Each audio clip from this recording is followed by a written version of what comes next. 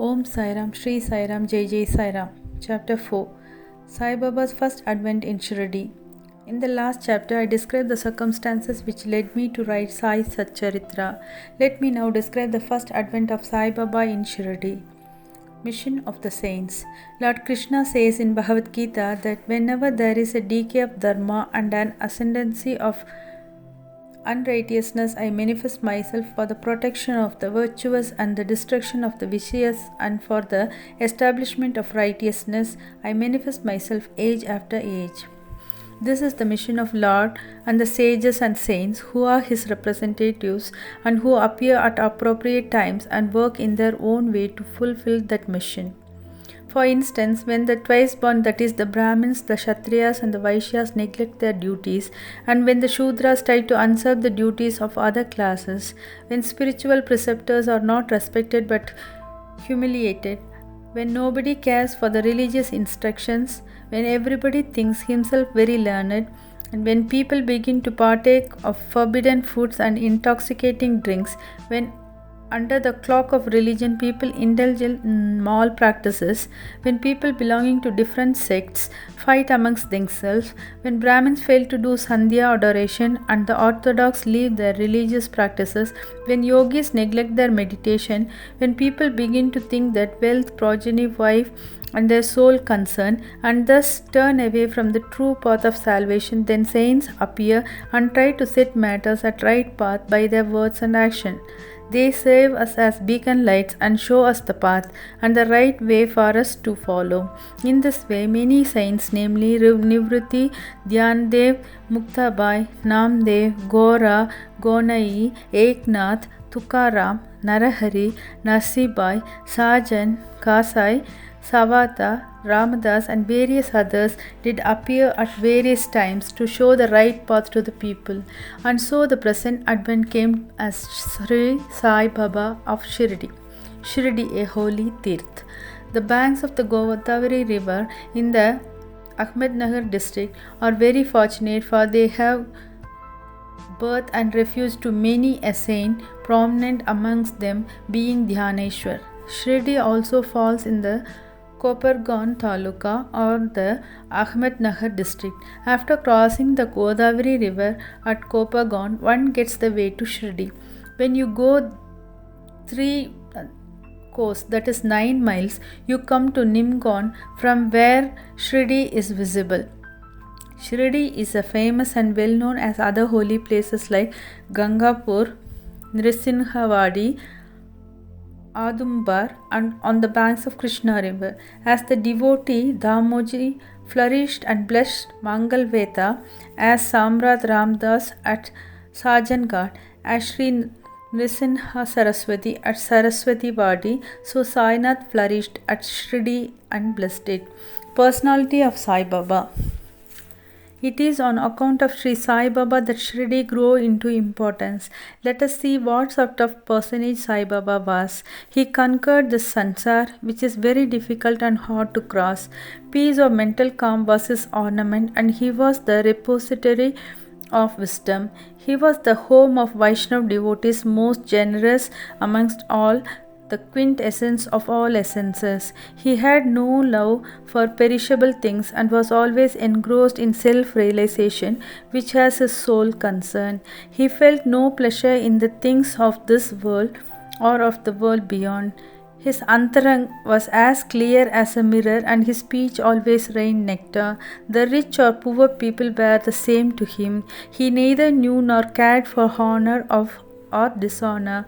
He was the Lord of all beings. He spoke freely and mixed with all people, watched the actings and dances of Nautch girls, and heard ghazal songs. Still he swerved not an inch from Samadhi. The name of Allah was always on his lips. While the world awoke, he slept, and while the world slept, he was vigilant. His abdomen was as calm as the deep sea. His ashram could not be determined, nor his actions could not be definitely determined.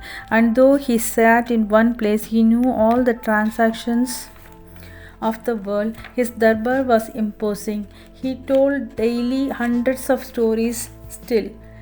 He swore not an inch from his oath of silence. He always leaned against the wall in the masjid or walking morning, noon, and evening towards Lendi and Chavdi. Still, he at all times abided in the self. Though a Siddha, he acted like a Sadhaka. He was meek, humble, and egoless and pleased all. Such was Sai Baba, and as soil of Shirdi was trodden by Sai Baba's feet, it attained extraordinary importance. As Dhyaneshwar elevated Alandi, Eknath did to Python, so Sri Sai raised Shirdi. Blessed are the grass leaves and stones of Shirdi, for they could kiss the holy feet of Sai Baba and take his dust on their head. Shirdi became to us devotees another Pandharpur, Jagannath, Dwarka, Banaras, and Rameshwar, Badriketa, Nasik, Triambakeshwar, Mahakaleshwar, Mahabaleshwar, Gokan. Contact of Sai Baba in Shirdi was like a study of Veda and Tantra. It quickened our sansar and rendered self-realization. The darshan of Sai was our yoga sadhana, and talk with him removed our sins. Shampooing his legs was a bath in Triveni Prayag, and drinking the holy water of his feet destroyed our sins. To us his commands were Vedas, and accepting his buddhi and prasad was all purifying. He was our Sri Krishna and Sri Ram, who gave us solace, and he was our Parabrahma. He was himself beyond the pair of Dvandvas, never dejected nor elated. He was always engrossed in his self as existence, knowledge, and bliss. Shirdi was his center, but his field of action extended far beyond to Punjab, Calcutta, North India, Gujarat, Dhaka, now in Bangladesh, and Konkan. Thus the fame of Sai Baba spread far and wide, and people from all parts came to take his darshan and be blessed. By mere darshan, minds of people, whether pure or impure, would become quiet at once. They got here the same unparalleled joy that devotees get at Pandharpur by seeing Vittal Rakhumai. This is not an exaggeration. Consider what a devotee says in this respect.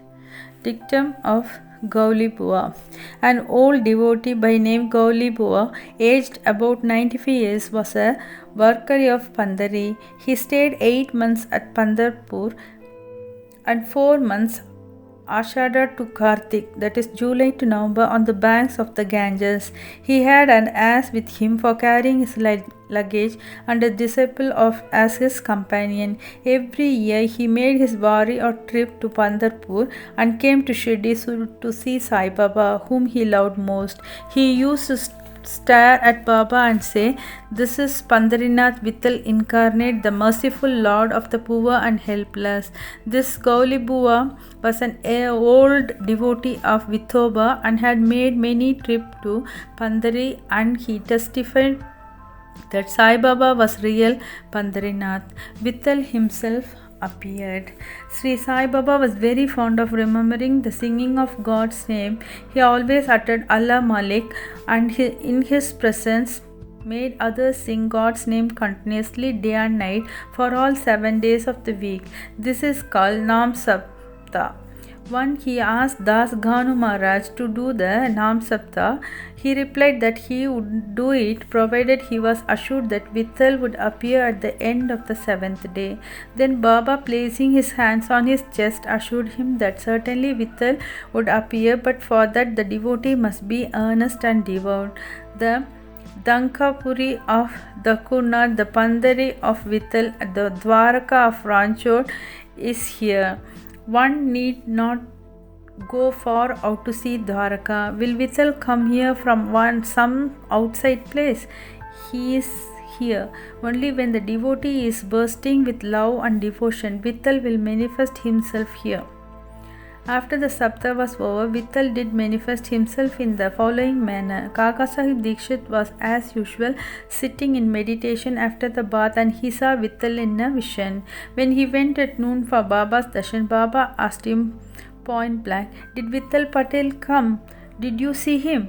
He is a very truant fellow. Catch him firmly, otherwise he will escape even if you are a little inattentive." This happened in the morning, and at noon there There was another Vittal Darshan.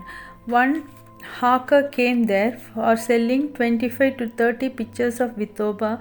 This picture exactly tallied with the figure that appeared in Kaka Sahib's vision. On seeing this and remembering Baba's words, Kaka Sahib Dikshit was much surprised and delighted. He bought one picture of Vithoba and placed it in his shrine for worship.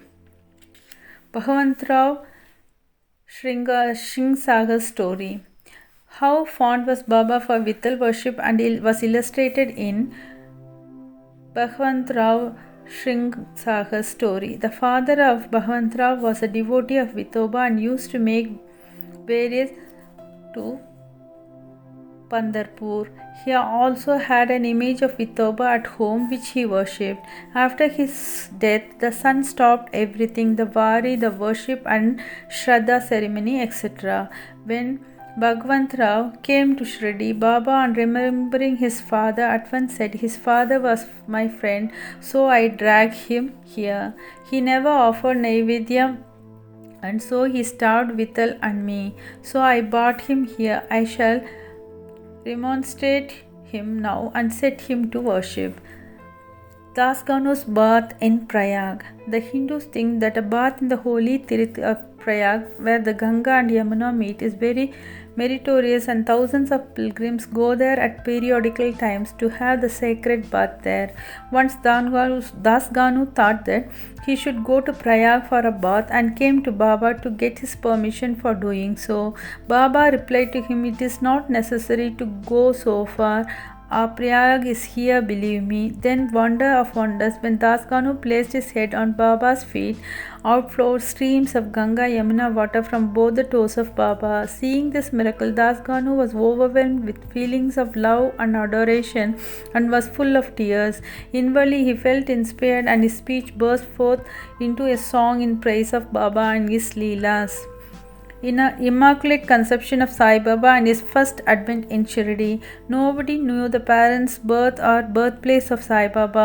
Many enquiries were made, many questions were put to Baba and others regarding these items, but no satisfactory answers or information has yet been obtained. Practically, we know nothing about these matters. Namdev and Kabir were not born like ordinary mortals. They were found as infants in mother of pearls. Namdev being found on the bank of Bhimrathi river by Gonai, and Kabir on the bank Bhagirathi river by Tamal. Similar was the case of Sai Baba. He first manifested himself as a young lad of 16 years under a neem tree in Shirdi for the sake of bhaktas. Even then he seemed to be full with the knowledge of Brahma. He had no desire for worldly objects even in dream. He kicked out Maya and Mukti and serving at his feet. One old woman of Shirdi, the mother of Nana Chopdar, described him thus: "This young lad, fair, smart and very handsome, was first seen under the neem tree, seated in an asan. The people of the village were wonderstruck to see such a young lad practicing hard penance, not minding heat and cold. But day he associated with none. By night he was afraid of nobody. People were wondering and asking when this young chap had turned up. His form and features were so beautiful, and that a mere look endeared him to all. He went to nobody's doors, always sat near the neem tree. Outwardly he looked very young, but by his action he was really a great soul. He was the embodiment of dispassion and was an enigma to all. One day it so happened that God Kandaba possessed the body of some devotee, and people began to ask him, "Deva, you please enquire what blessed father's son is this lad, and whence did he come?" God Kandoba asked them to bring a pickaxe and dig in a particular place. When it was dug, bricks were found underneath a flat stone. When the stone was removed, a corridor was seen in which 4 samais, that is lights, were burning. The corridor led to a cellar where cow-mouth shaped structures, wooden boards, rosaries were seen. Kandoba said, "This lad practiced penance here for 12 years. Then the people began to question the lad about this. He put them off the scene by telling them that this was his Guru's place, his holy Vatan, and requested them to guard this well. The people then closed the corridor as before, as Ashwatha and Audambar trees are held sacred. Baba regarded this neem tree equally sacred and loved the most. Magalspati and other Shirdi devotees regard this site as the resting place of Baba's Guru and prostrate before it. 3 Vadas. The site with the neem tree and surrounding space was bought by Mr. Hari Vinayak Sathe, and on this site a big building style Sathe's Vada was erected. This Vada was the sole resting place for pilgrims who folk there. A par was built around the neem tree and lofts with steps were constructed. Under the steps there is a niche facing south and devotees sit on the par facing north. It is believed that he who burns incense there on Thursday and Friday evenings will by God's grace be happy. This Vada was old and dilapidated and needed repairs. The necessary repairs, additions and alterations have been made now by the Sansthan. Then after some years another Vada, Dikshit's Vada, was constructed. Kaka Sahib Dikshit, solicitor of Mumbai, had gone to England. He had injured his legs in an accident there. The injury could not be got rid of by any means. Nana Sahib Chandorkar advised him to see Sai Baba, so he went to Sai Baba in 1909 and requested him to cure the lameness of his mind rather than that of his leg. He was so much pleased with the darshan of Sai Baba that he decided to reside in Shirdi. So he built a Vada for himself and other devotees. The foundation of this building was laid on 10/12/1910. On this day, 2 other important events took place. Mr. Dada Saheb Kaparde was given permission to return home, and the night Aarati at the Chavdi was started. The Vada was completed and was inhabited on the Ramnavami day in 1911 with due rites and formalities. Then another Vada, is palatial mansion, was put up by the famous millionaire Mr. Booty of Nagpur. Lots of money was spent on this building, but all the amount was well utilized, as Sai Baba's body is resting in this Vada, which is now called the Samadhi Mandir. The site of this mandir formerly had a garden which was watered and looked after by Baba. 3 Vadas thus came up where there was none formerly. Of these, Sate's Vada was the most useful to all in the early days. The story of the garden, which was attended by Sai Baba with the help of Vaman Tatya, the temporary absence of Sai Baba from Shirdi, and his coming again to Shirdi with the marriage party of Chand Patil, the company of Devidas, Janakidas and Gangagir, Baba's wrestling match with Muhyiddin Tamboli residing in Masjid, love of Mr. Dengle and other devotees and other incidents will be described in the next chapter. Woe to Sri Sai. Peace be to all. Thank you.